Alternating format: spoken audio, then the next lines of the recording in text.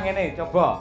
Iki banyak fenomena, banyak kejadian sing unik ning ya janjane mprihatinake lho. Piye? Nah, akeh saiki ya pamane ya iki karo diajeng karo sapa jenenge Umi iki sik kanca. Kanca kentel akrab. Ning sok-sok iso bentik, sok-sok iso geger mung perkara rebutan lanangan.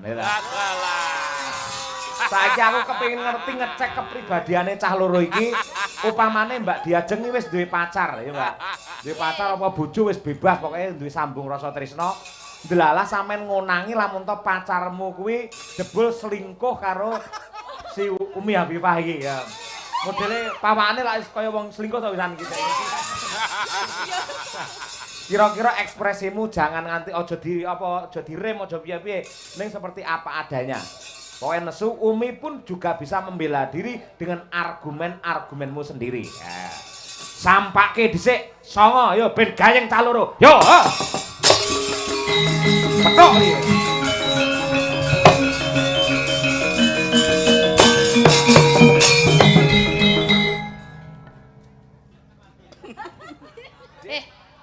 Nyapa kowe guyang-guyu?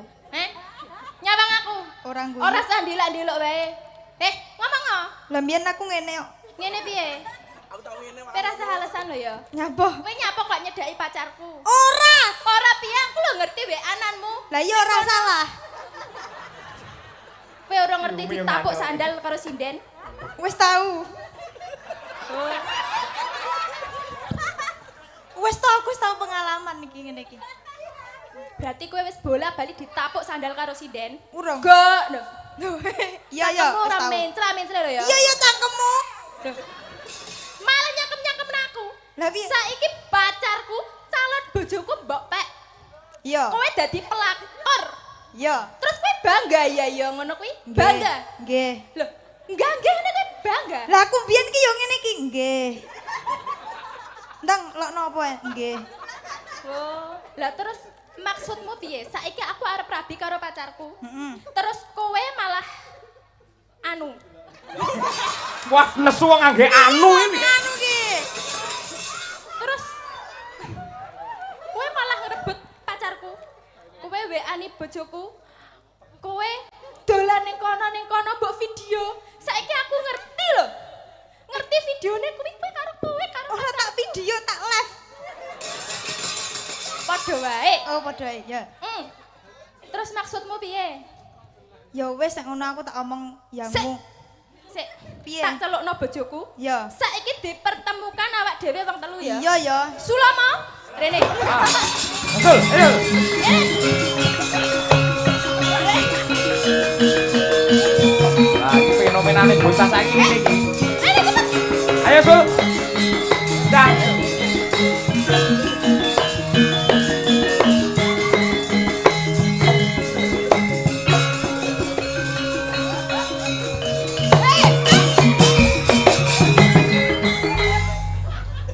Rene kowe.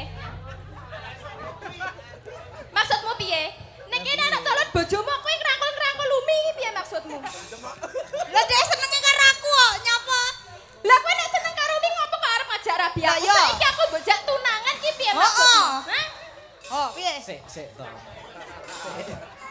Maksudmu apa? Hah? Ora sak-sik. Enak Umi. Wong lanangane yo kakrok. Sing tegas dadi lanang yang tegas, menyelesaikan masalah. Rusak. Alasanmu apa? Takoki, Jeng. Alasanmu ngapa kok enak Umi? Kowe apa tau jajal Umi? Yo maksud Ora, ngawur. Enak. Iya ya wis. terus kowe nembung ning wong tuaku kaya ngono kae kowe arep ngajak rabi aku kowe wis tunangan karo aku terus maksudmu piye? Alasanmu Karep apa? loro bojo. Karepmu apa? Loro. Loro piye? Loro bojo. Ora sudi aku mbok madu karo cah kaya ngene. Lah ayo iki kok karo kowe. Nekat iki. Berarti kowe luwih milih Umi timbang aku. Iya. Saiki kowe ngomongane wong tuaku. Ngomongane wong tuaku. Piye, Leng? Ya apa piye caramu lemu ngomong? Kowe ae sing ngomong. Kowe iki kok dijak sepelan kok ngono to kowe iki kok. Aku ora iso sepelan. Ya wis saiki kowe ngomongane wong tuaku nek kowe ora sida rabi karo aku ora sudi mbok madu karo bocah iki. Aku dadi wong tuane. Ya, Le. Kowe iki cilik tak gedhekke. Gedhe tak pinterke, pinter tak benehke. Kowe saben lunga ka omah mesti njaluk pangestu. Aku mesti mangestoni kowe muga-muga kowe ora enek apa-apa. Nggih. Nyatane kowe iki nyapo kutluk. Malah teko. Kok malah bahagia teko. Aja kaya ngono kuwi. Dadi wong lanang sing antepan rasane, sing tegas, sing tegas. Saiki pilihan ing antarane Diajeng karo Umi Hafifah. Pilihan salah siji. Kira-kira milih sinti? Niken, Pak. Kowe iki iso ngrungokne omong aku apa ora? Antarane Diajeng karo Umi, kowe milih endi? Ji, Dua sek. kudu salah siji. Sopo ya? Aja mencret-mencret kowe. Yo. Tak hitung pentelu langsung sebutan jenenge. Siji, loro, telu. Enak kabeh, Pak. Jenenge salah siji. Ayo. Ji, ro, lu. Umi, Pak. Umi. Mergane? Ayumi. Ayumi. Nggih. Insyaallah. Lek ngono pendapatku karo pendapatmu padha pancen ya ngono. Lah bapake dhewe ya kocluk. Lah ya. Oke.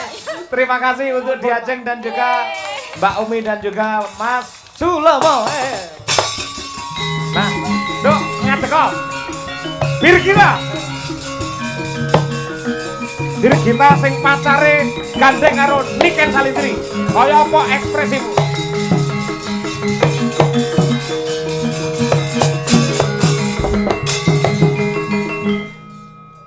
Ken, Apa?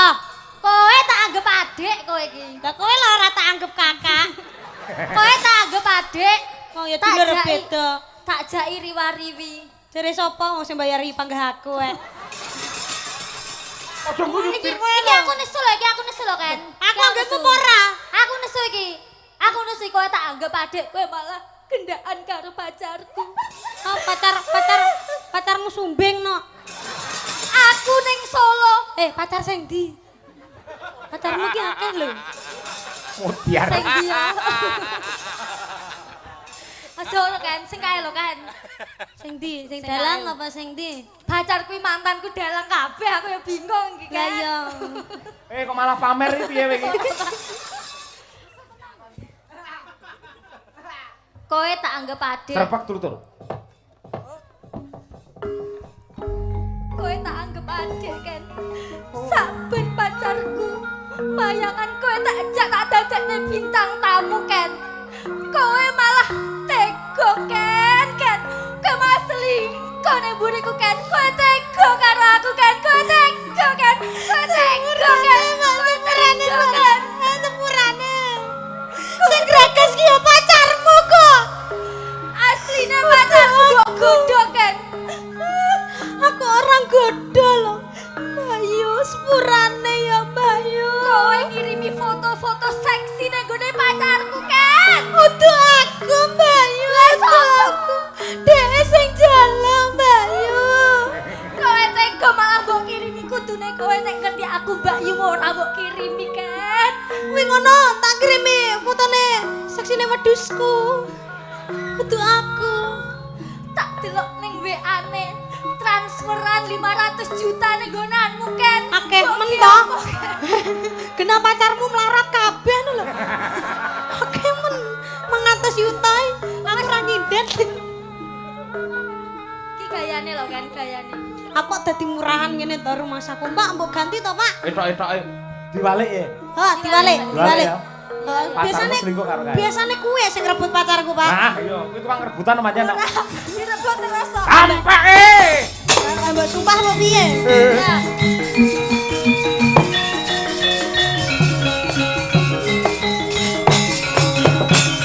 Oh, Apa? Kowe Nyapa? cah wedok kok murahan. Ora murahan iki lho nyapa kok murahan? Lah kowe ngapa kok karo pacar kuwi? Lah pacarmu gelem karo aku lho Ken. Nek kenyataan lho ya, Pak. Nek kula ngoten mboten kakean ngomong, Pak. piye langsung biasane piye? Celeng pateni tel ngono, Pak. Kowe wedok iki Sapa Pak? Gua kita aku mesti karo kowe Ken. gunung jeblok tak langkai segoro geni tak genglangi. Wah, elok men. Kuwi lagu sekti kan? Ya treh aku ya sekti ya wonge. Mbok aget aku wedi karo kowe kan. Sapane Pak, perang Pak iki Pak. Anger. Pak pedang Pak. Jenengan kula geraji napa? Melok-melok napa pripun Aku Pak? ora melu-melu aku. Godo Pak, godo. Ya, Alah kecilian. celurit lho iki. Oh ya. Sitoke Pak, aku Pak. Sing apik. Aku tak ngasah celure cek Pak. Godo. Godo. Lah kok radil? Kulinoro ngene iki ta kowe. Lah kok radil Pak? Eh, Kok radil? kuwi landhep kuwi iki an. Iki lho tumpul. Kuwi paling dikenekne gur kerih kok Lah iki kan perih. Perang Pak. Aja takon jenengku Niken Salindri lek ra kowe mati ning tanganku. Maju kan aku ora wedi. Kowe wis mlebut pacarku lonte.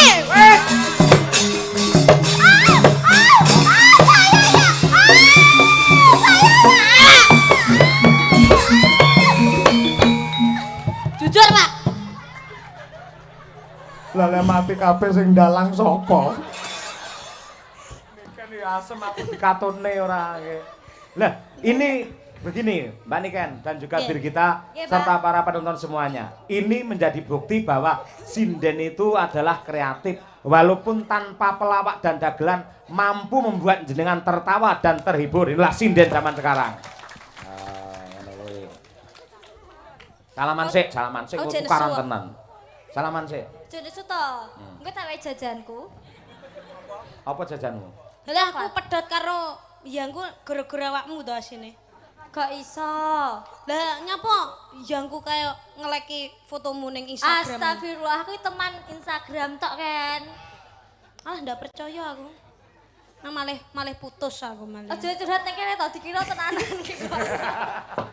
Oke. Ya wis bar ya. Terima kasih luar biasa Niken Salindri elok. Jenengan tetap berdiri Niken, Mbak Nggih, Birgita duduk nggih, lagi. Pak. Nah, nggih, luar biasa elok tenan nggih. Sekarang hiburlah warga masyarakat Kepanjen Pace Kabupaten Nganjuk dengan lagu-lagu pilihan dari Ibu Lurah. Jenengan nembang siji pisan kas, ya toh. Bar kuwi Bu Lurah saya beri waktu untuk memberi tali asih kepada para waranggono termasuk Niken Salindri. Pilihan tinduk Lestari Lamunan Pujaningsih karo Kitir Sumilir.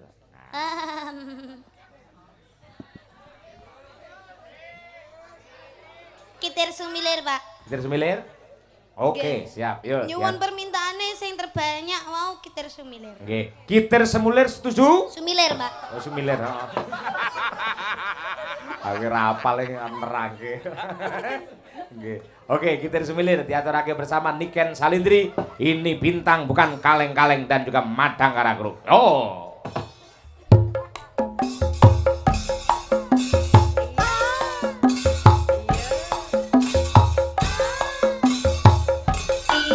Oh, hey, Niken Salindri.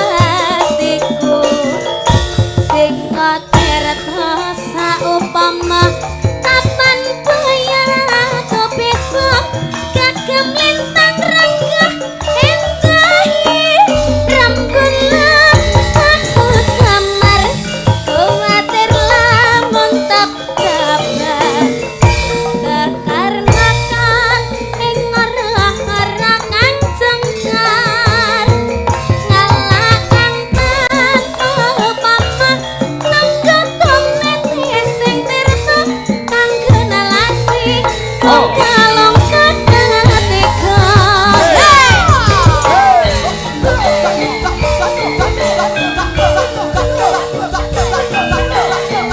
madang karang menyala bosku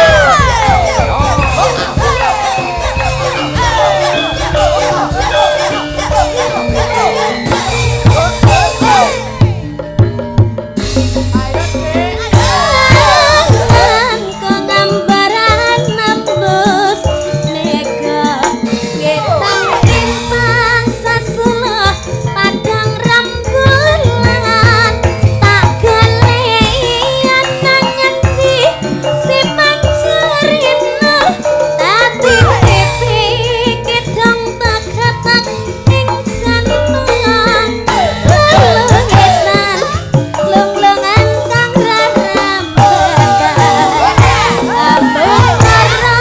sarah ranggat siwangga kirimi layang kitir sampir kian-kian samilir ora krasa sliramu tansah tak pikir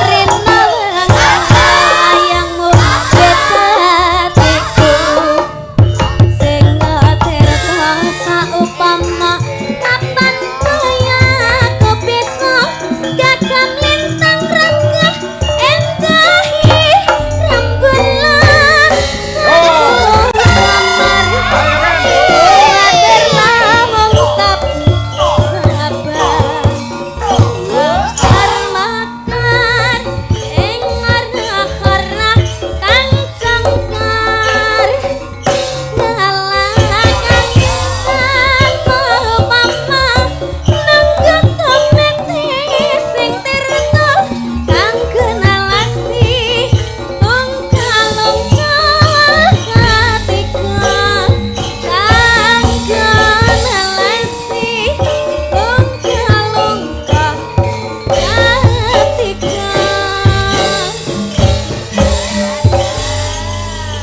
Luar biasa, terima kasih. iya Bu Lurah, monggo menika Mata seteng mumpung- mriki Sing mriki nggih. nggih nggih. ngancani Bu Lurah nggih Nggih, ya, dawa mriki Bu Lurah. Ya. Ku tak tang tang tang tang tang tang tang. Monggo Bu Lurah, yuk.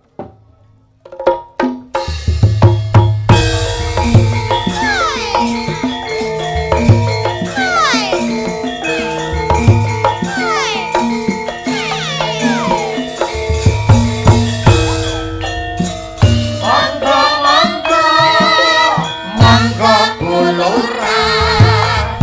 Aturan nikah wonten ing panggung paring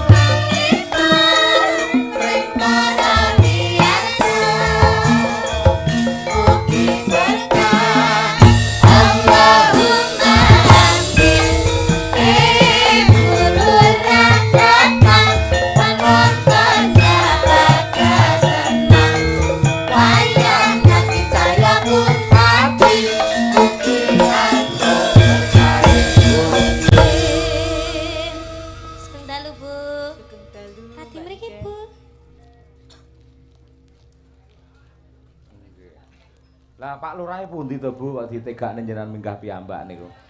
Nggih. Monggo dawuh riyin menapa sebabipun jenengan paring wujudipun tali asih dumateng Waranggana utawi sinden. Nggih. Matur suwun ingkang kathah damel Ibu Sukesi sampun wau sampun mujudaken saged ngrebab kali Mbak Niken sampun kitir jumilir sebab panjenenganipun Pak Lurah. Nggih. Monggo. Nggih, Bu Lurah. Biasanipun menawi Bu Kesi njenengan dawuh ngrebab lek teng Ponorogo langsung disawer 1 juta Bu Lurah.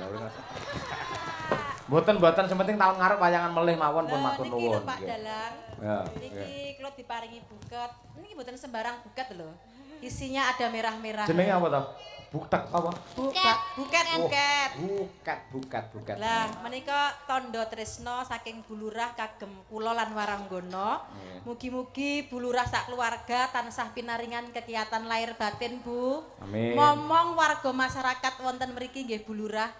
Matur nuwun ya Allah sami-sami. Bejone Pak Lurah degane kambil ijo. Bejane sing duwe bojo Pak Lurah. Nggih. Cuantik kaya ngene kok ya ampun. Nggih. Sampun niki Bu. Sampun nggih. Matur suwun. Mboten lho Bu, Pak Lurah temu ndi niki, Pak? Teng warung. Masalah malah ngopi kayak nggih. Pokoknya intinipun selamat sukses kagem panjenengan Pak Lurah. Semoga amanah dan juga mendapatkan berkah. Seluruh warga masyarakat yang wonten panjen mriki mugi-mugi hayu rahayu, putra putrinipun soleh lan solekah. Amin. Amin. Nggih. Terima kasih. Nggih, sami-sami. Matur sembah nuwun Bu, sehat selalu panjang yuswanipun. Nggih. Rezekine tambah kathah. Amin. Amin. Tepuk tangan untuk Bu Lurah panjen luar biasa tresno karo budaya. Nggih. Alhamdulillah Pak, ambune lho Pak. Piye ambune? Ambune duit. Ah iya ta ngono tondo Alhamdulillah Pak, kula benjing kan tasik bablas-bablas. Siap, piye? Benjing-enjing jam 7 kan teng Semarang. 7 pagi. Siap. Terus bablas malih teng Jakarta, terus teng Batang, teng pundi. Niki sangune, Pak. Kok iso? Lah kula mboten anu digawane sangu kali mamah wau. Sangu sing berupa materi dhuwit ngono to? Heeh. Ora digawani. Mboten. Ora apa-apa anggar digawani ATM aman. ATM di. Ora ngerti ATM to sampean ya? Ndak ngerti aku ki. Aduh mesake. Lah piye apa njaluk tambah Bu Lurah. Ora sampean wis tetep sampean wis ya seniman kaya bapak lho. Seorang dalang aku ora tau nyekel dhuwit mboten nate. Apa-apa mesti Bu Kesi. Alah tenanan. Berarti ngoten niku jenengan sukane Bu Kesi sedaya. Nggih, dadi bruk metutuk teng Bu Kesi. Lah, nggih. Sing ngebrukne aku sing metutuk Bu Kesi kae ngono lho. Piye to Pak maksudnya? Bruk metutuk, aku Metutuk iya, Pak. Metutuke kaya gunung ngono lho. Heeh. Dadi aku karo Pak Lurah diparingi dhuwit ta mau. Heeh. Terus akhire tak tampa, tak brukne, akhire metutuk ngene Bu Kesi ngono lho. Oh, berarti tabungannya teng kene Bu Tabungan. Kesi. Wow. Nadyan sampean ora nyekel dhuwit, ning semua kebutuhan sampean sudah di-cover oleh mamah jenengan. Sudah. Oh, Makanya kula nggih ngono ngoten to, bruk teng kene Mama Nggih. sedaya. Apik kuwi. Sampean tulang punggung keluarga yang bisa dadi lantaran saka Gusti Allah nguripi keluargane jenengan kabeh. Amin. Pahalane top kuwi. Amin Pak, mugi-mugi nggih kula langgeng awet teng kene dunia seni, Pak. Amin. Lah nek dunia ndilirane seni. Nih, Karena dunia kan ndilirane dunia seni. entertainment itu kan pasti ada pasang surutnya. Oh betul. Tapi aku tuh bertahan supaya tidak surut, Carane piye kan? tidak sombong. Tidak sombong. Oh iya. Ada lagi? Selalu mentaati perintah orang tua. Ah iya. Mergo ning donya ki ora ana donga sing paling ampuh kejaba dongane mbokmu. Nggih. Mula bejo kemayangan sampean urip sik ditunggoni karo mbokmu iki bejo. Nggih, Pak. Leres, Pak. Heeh. Semari kesel pisan. Sampun. Wah iya saiki nembang nek.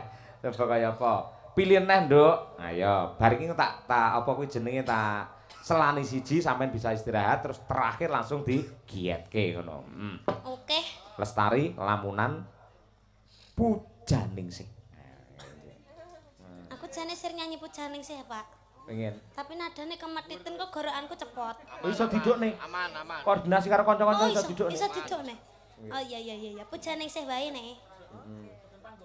Disapa sing ngendang kayak Mas Noval kayak ben saya semangat Mas no. Noval semangat ya.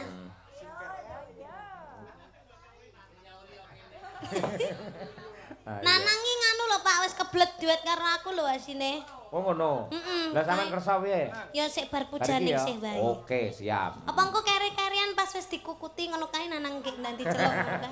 Wis sia-sia lek ngono kuwi jenenge. Nggih. Yo coba diaturake. Pujaningsih oleh Niken Salindri. Yo, kolaborasi Madangkara dan Mayangkara. Oke.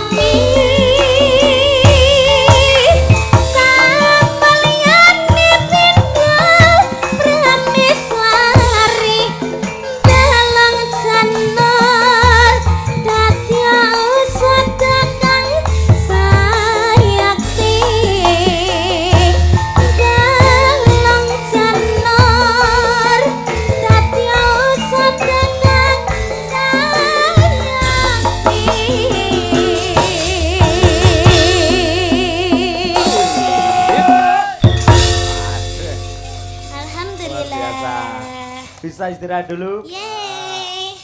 Terus singkat. Saiki ganti sapa? Hah? Ki bocah sing saka daerah iki lagi ngebum nggen jaranane. Sapa?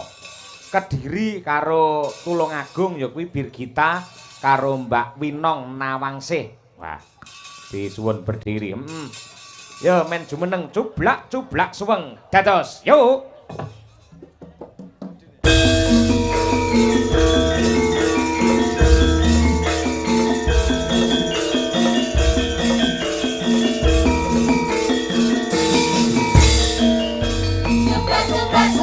Suwang ketek kelancar, pamuka tudang budal, pak, kowe ralere sapa kudu ndelikake sirpang ndelik kapang sirpang ndelik kapang.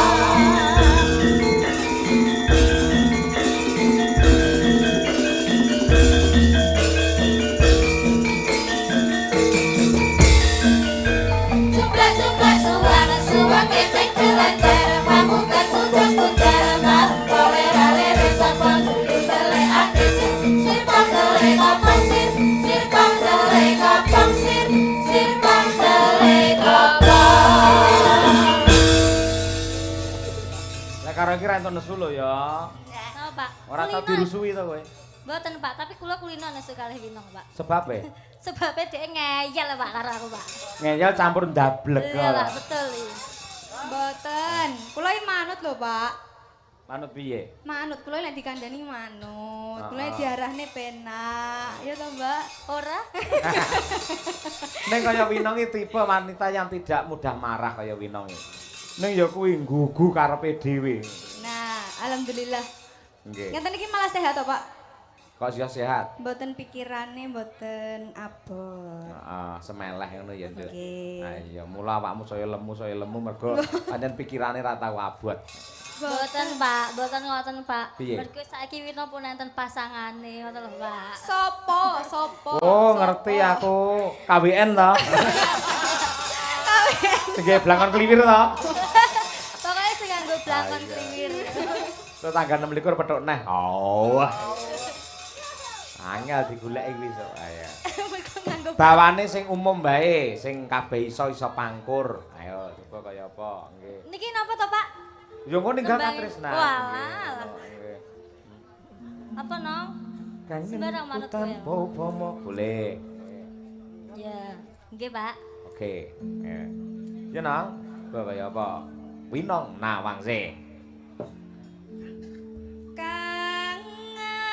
Kangenku tanpa upama.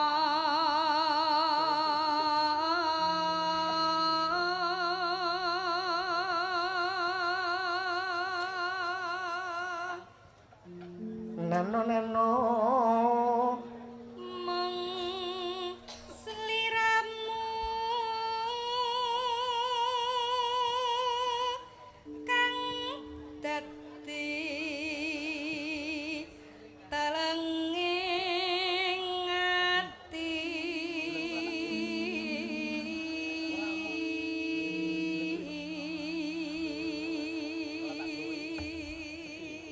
Hup, Mbak Birgita Ayu. Ya.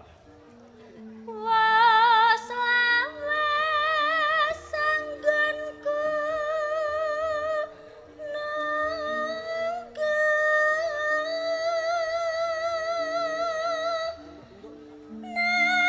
nanging hamong laleda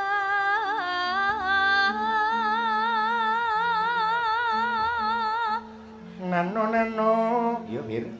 ngelingana rikala jaman kepungkur. Oh, Winong. Seliramu. Sliramu nate ngendika Bareng berdua. Ya. Tresna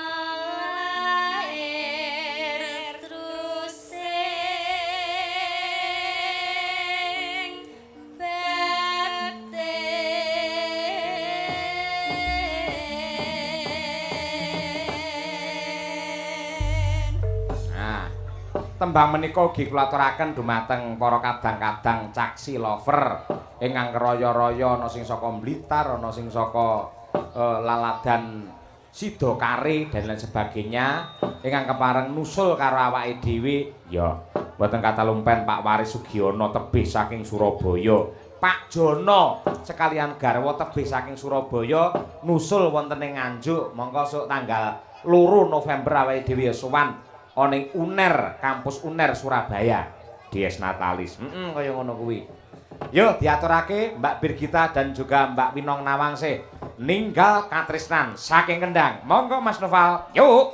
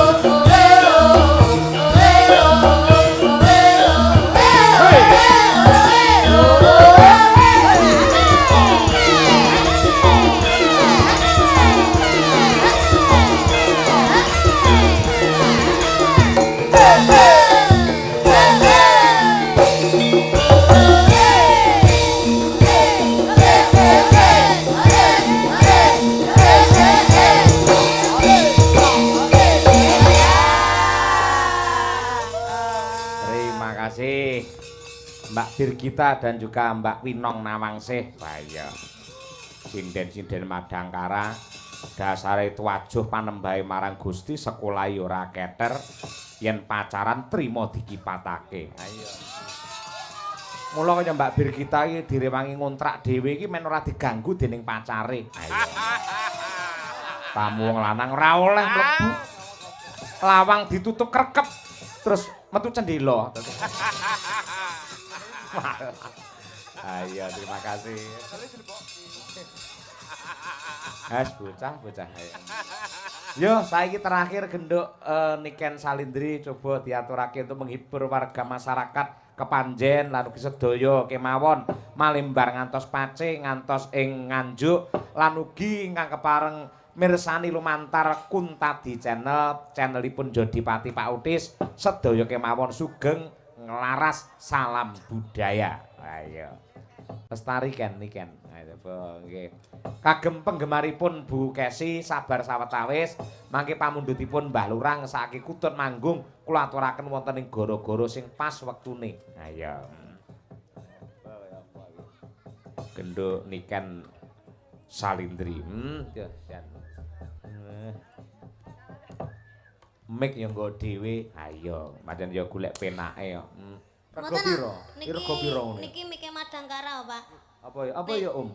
Apa? Nggih, lek mik kula mboten kula beto damel benjing. Oh, eman-eman ngono, batune ya. Nggih, mboten anu dicangking teng Mayangkara mik kula. Iki Oh. wae mboten kula beto. Ora nek anu cadangan mik sing rega-rega 150 juta apa pira ngono. Enten, Pak. Mike kathah. Ndang nggih didamel teng Mayangkara. Oh, pentas. Nggih. Budal dhisik. Wah, iya coba kaya apa. Lah, engko ketoke piye ngangge mik Madangkara ketoke piye? Oh, mboten, Pak. Ora ganggu suara dan Mboten, karaktermu to. Pak. Aman to? Mik mahal atau tidak mahal itu tergantung dari suara kita. Oh. Nek wis suarane asline apik arep nggawe mik sing model piye sing rega 50.000 ya panggah apik. Lho, kuwi lho, rungokno kuwi sindan-sindan Madangkara rungokno. Mik ora kudu larang-larang ya to. Nggih, mangkane kula mboten tumbas mik sing larang-larang to, Pak. Iya. Cukup 100 juta mawon pun cukup bagi kula. Piye?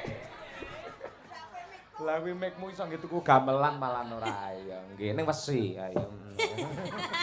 Loh, gamelan saiki ora ngerti to, Nduk. Nek sampeyan gelem tuku sing kualitas ngene iki, sak M luwih lho, Nduk, regane ngene iki, Nduk. Pila to, Pak? Mergo saiki kaya perunggu ngene iki wis angel golekane.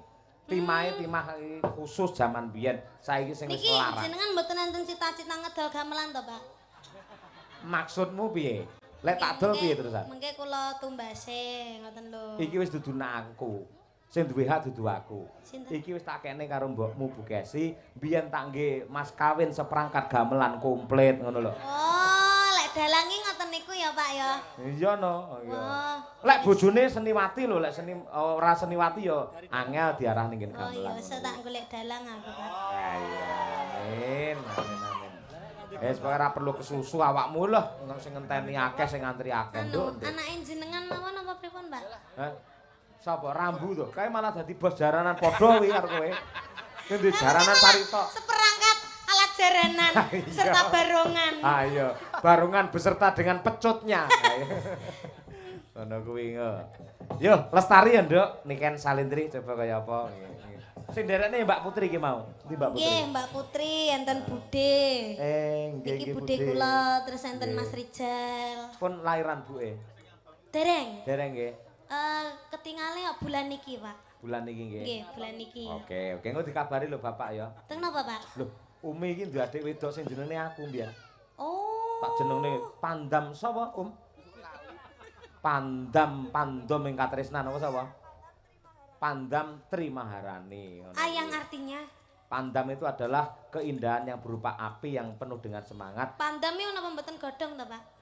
Heh? Godhong pandam sing damel sego. Kae jenenge pandan. Oh, Pandan. pandan ini napa mboten kewan?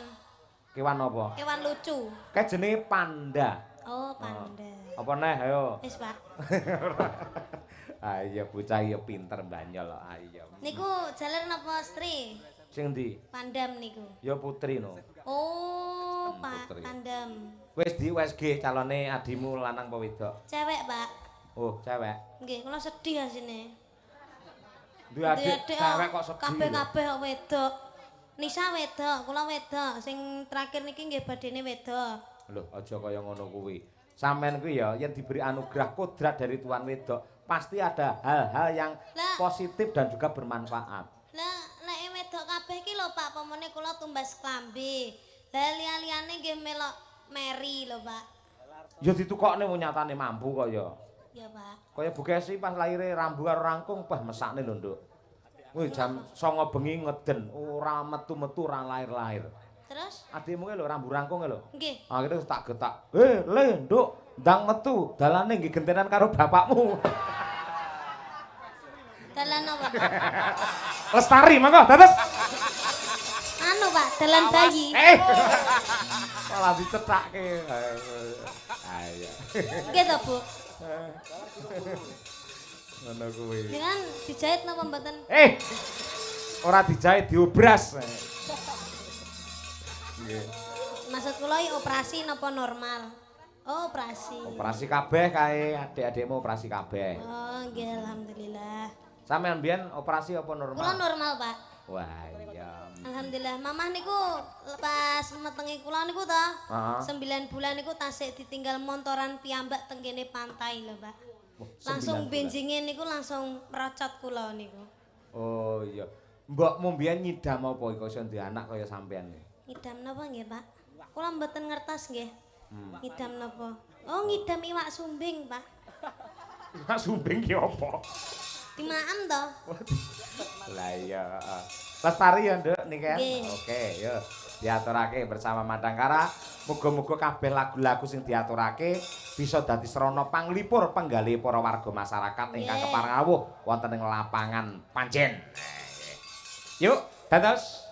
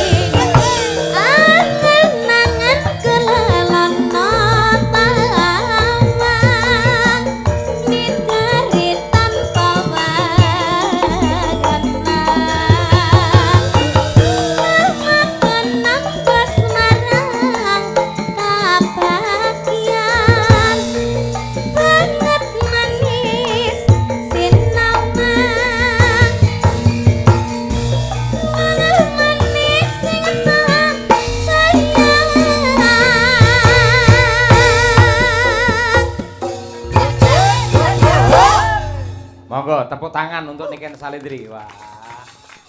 Matur sembah nuwun Ibu. Nggih. Nggih, amin pangestune. Nggih.